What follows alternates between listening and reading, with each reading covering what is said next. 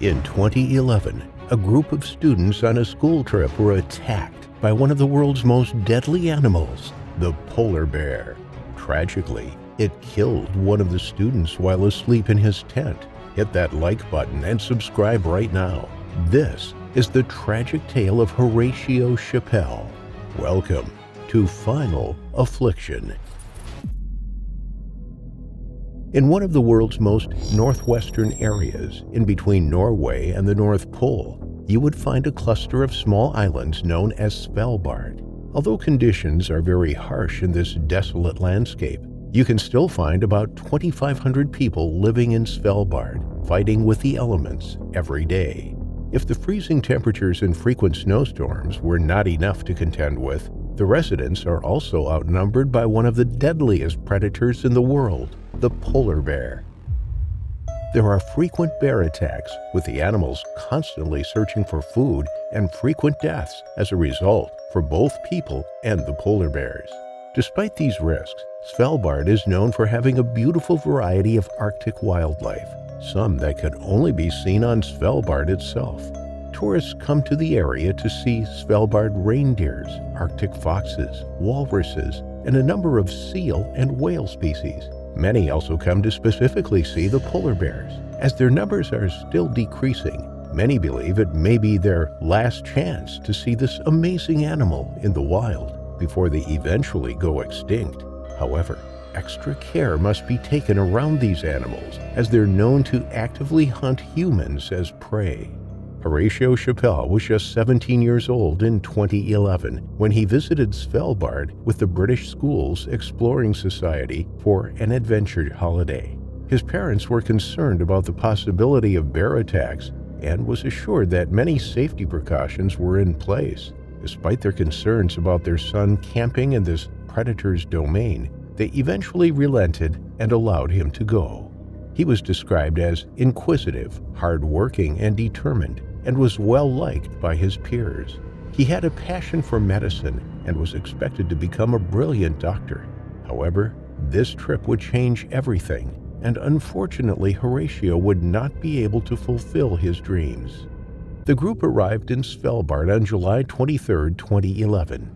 It consisted of 80 people in total, including adults and teenagers. The trip was supposed to be over a month long, with long hikes and cramped tents, but memories to last a lifetime. 2 weeks had passed, and they were halfway through their trip. Everyone was now firm friends, and they bonded over the hardships of their experiences. Horatio was having an amazing trip, and on August 5th, he went to sleep in his tent, feeling excited about what the next day would hold. Earlier that day, the group had seen some polar bear footprints, but since the animal was common in this area, there was no immediate concern, and they were simply amazed to see any sign of the bears. Unfortunately, that night, the camp would be attacked by a starving male bear, and Horatio would be killed. Horatio was sharing his tent with two other friends, Scott Smith, 16, and Patrick Flinders, 17. At around 7:30 a.m., Scott was suddenly awoken by the tent shaking. He thought he was being shaken awake by someone in his group, when suddenly the tent was ripped apart by a skinny male polar bear. It was clear that he hadn't eaten for some time, which many believed fueled the bear's aggression toward the group. As the bear struck out, he hit both Scott and Patrick, who sustained head and back injuries. Patrick, who had survived the terrifying attack but was left with horrifying facial scars, later recalled what happened that night. While sleeping in his tent, he was woken up from the tent being shaken violently. Within seconds, the tent collapsed down on him. By the time he lifted the collapsed tent fabric away from his face, an aggressive polar bear began swiping and snapping at his face. Its claws were huge and sliced through his skin effortlessly. The blood around its mouth and nose were easy to see because of its white fur, and at this moment Patrick thought he was going to die. Patrick threw his arms in front of his face to protect himself from the attack, when suddenly he felt the bear's teeth clamp down around his elbow. The bear forced his arm away from his face before biting down on his skull. He could hear his skull cracking amongst the deafening growl of the bear. In a last-ditch effort to save himself from being devoured by the bear, he punched the bear repeatedly in the face until it miraculously let him go and set its sights on Horatio. I was punching it because it was biting my head, and I just wanted to get it off me. So I thought that's just the only way to try and get it off me, really, just by hitting it just repeatedly hitting it, just trying to get it off me. I got a fractured left side of my skull. I think fractured bit of my jaw there. Just bite marks all over and scratch marks. That was incredibly brave, and you were one of 4 injured young people, but also one of your friends died. I mean, what do you make of that? I'm disappointed, really, because he was a really nice fella. He was a really nice guy to be with. He just reminded me of some of my friends, really. He just had a laugh with him all the time. Matthew Burke was in another tent, but he awoke by the screams of his friends as they shouted to alert the camp of the bear. As he rushed out of his tent to investigate, to his horror, he saw Horatio being dragged along the snow by a blood-splattered polar bear. The bear had a firm grip upon his head, and when it let go, it reared up and slammed itself down onto Horatio's body. It's thought that if he hadn't been killed by his severe head injury that he had already occurred, this was the moment Horatio passed away. The group panicked, and the noise of their screams woke one of the adults. Michael Reed, who was 29 years old, grabbed a rifle and jumped out of his tent to protect his group. He took aim at the bear, lined up the shot, cocked the rifle, and fired, but the bullets fell to the ground. He tried to fire more rounds, but the rifle wasn't working. And to make matters worse, the bear had now turned his attention towards him. Fear filled his body as he realized that this bear would try to eat him while he had nothing to defend himself with. The bear was quickly upon him, and he felt the animal's teeth sink into his head. The pain was indescribable, but he had to focus if he was going to survive. From his training, he knew that the weakest part of the polar bear would be its eyes, and so attempted to gouge them in an attempt to escape. But the bear was unfazed. It continued to maul him ferociously and without mercy. The mountain leader, Andrew Ruck, who was 27 years old at the time, charged at the bear. He shouted and threw rocks, but then the bear turned on him too. He was knocked to the ground, and the bear was on top of him, swiping at his head.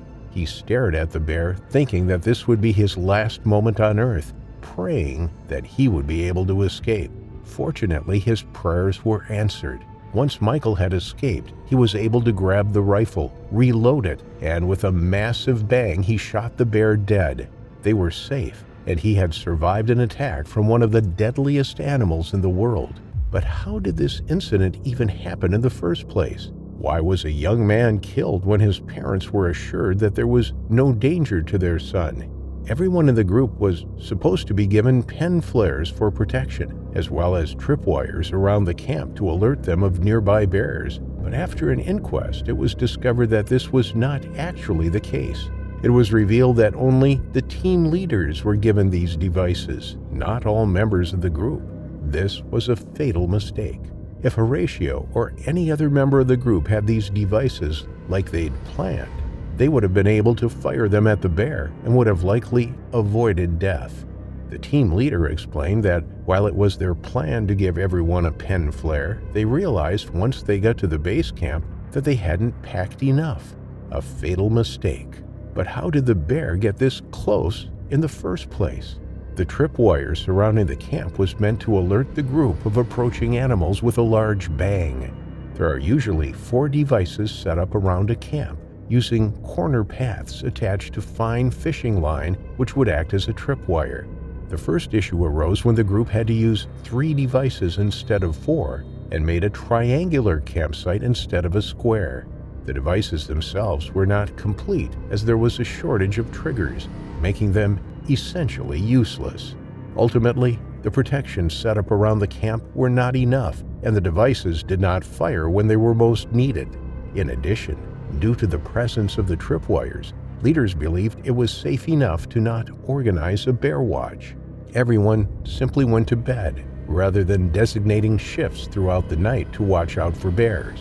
The last issue was the rifle that was used. There was only one rifle taken on the trip, and it misfired several times, which caused 2 more members of the group to be attacked by the bear.